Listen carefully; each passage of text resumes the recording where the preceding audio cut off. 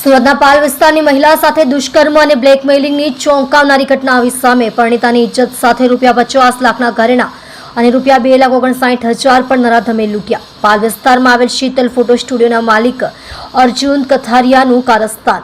પીડિતા મદદ કરવા જતા લંપટની જાળમાં ઇમોશનલ બ્લેકમેલનો ભોગ બની આરોપી અર્જુન કંથારિયા દ્વારા પાલની 4 સીઝન હોટલમાં 6 વખત દુષ્કર્મ આચર્યું અને બ્લેકમેલિંગ કર્યું. સુરતની પાલ પોલીસે આરોપી અર્જુન કથારિયાની ધરપકડ કરી કાયદેસરની કાર્યવાહી કરી છે. આપ જોઈ રહ્યા છો ગુજરાતની સૌથી પહેલા ખબર આપતી Surat express news channel. Director Rajesh Manglani સાથે.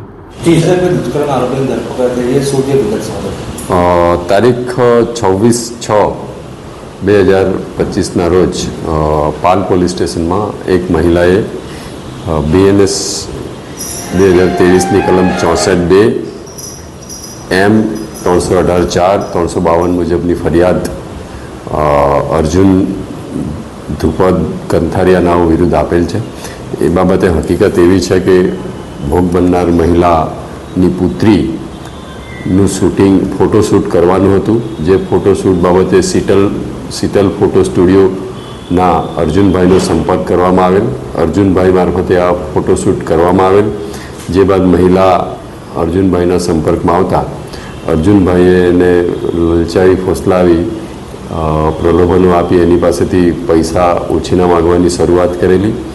તે બાદ એમનો પરિચય વધતા જતાં અર્જુનભાઈએ એમને ફરીથી ₹5000 પરત આપી દેવાની વાતે બોલાવી ને એમને પાલ પોલીસ સ્ટેશન હદ વિસ્તારમાં બોલાવી એમની સાથે હોટલમાં લઈ જઈ શારીરિક સંબંધો બાંધેલાની હકીકત આવેલી છે.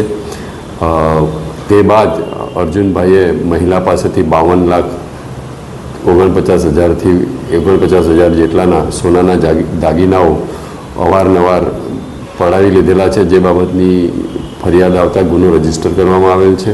આગળની તપાસ ચાલુમાં છે. આરોપી અટક કરવામાં આવેલ છે. આરોપીના 3 દિવસના રિમાન્ડ મેળવી જે મુદ્દામાલ જે આપવામાં આવેલ છે મહિલા દ્વારા એ કબજે લેવાની કાર્યવાહી હાલ ચાલુમાં છે.